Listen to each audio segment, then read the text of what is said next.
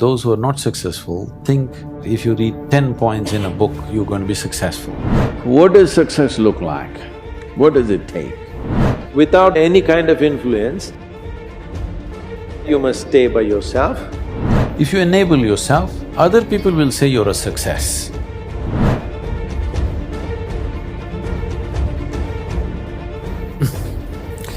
If there were tips for success, everybody would have been successful.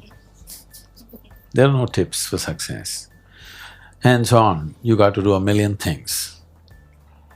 Only those who are not so successful or those who are not successful think somewhere if you read 10 points in a book, you're going to be successful.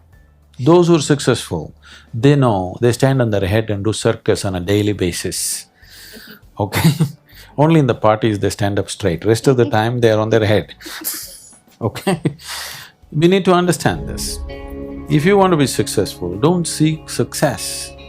What you seek is competence. If you enable yourself and if you do something well, other people will say you're a success. If you think I'm a success, it's foolish, isn't it? You're doing something and you're doing it well, other people in the town or in the country or in the world, people will say, oh, he's doing something really successful. They're looking up to you, that's fine. You look up to yourself, that's madness, okay? You don't seek success, you seek empowerment, you seek competence. You do the best that you can do. You cannot do as well as somebody, but you can do the best that you can do. So if you do your best, if your best is good enough, world will recognize. If it is not, you will be happy.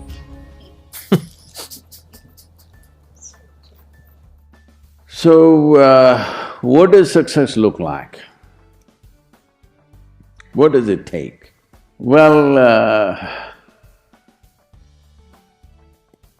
I know family and friends who always have their breakfast on time. And after breakfast, of course, they must have coffee. After coffee, of course, they must light up a cigarette and sit there nicely because they're trying to become peaceful.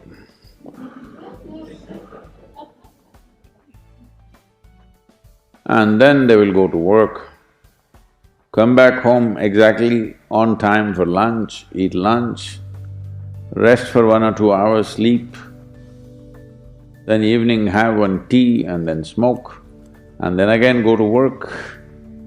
And eight o'clock, 8:30, they're back home for dinner and then maybe other things, drink and this and that and whatever.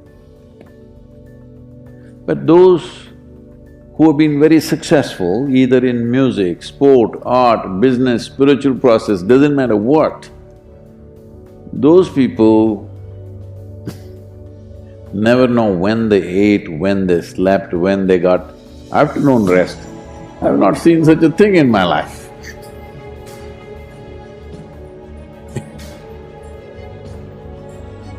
So, those who are committed to being successful with whatever they're doing, one important aspect of their life is they're not settling down wherever it's a bit comfortable. Because comfort will happen when they lower you to in the grave, very comfortable you are, Right now, it's about ensuring that there is profoundness of experience and there is impactfulness of activity. Because if they had given you a limitless amount of time, you could do all those things, nothing wrong, I'm not against them. But they gave you such a little time with such tremendous potential of being human, that's the problem. For every one of you, your life is precious, isn't it? It's a precious life. If something is precious, where do you want to invest this life? Because what you call as my life is just a certain amount of time and energy, isn't it? Yes? As you sit here, your life is ticking away or no?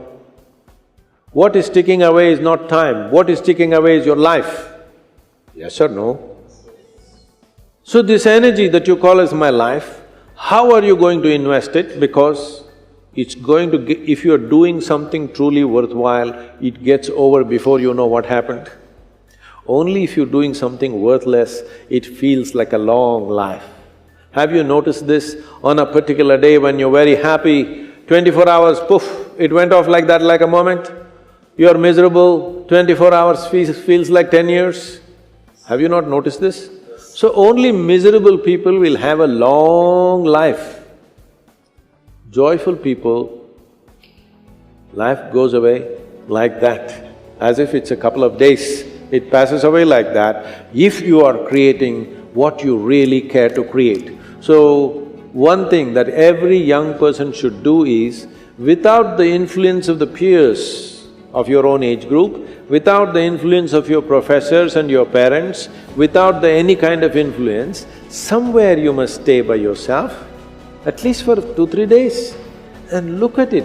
What is it that I want to invest this precious life into? What is it that will be worthwhile today and worthwhile after 50 years for me to invest myself into?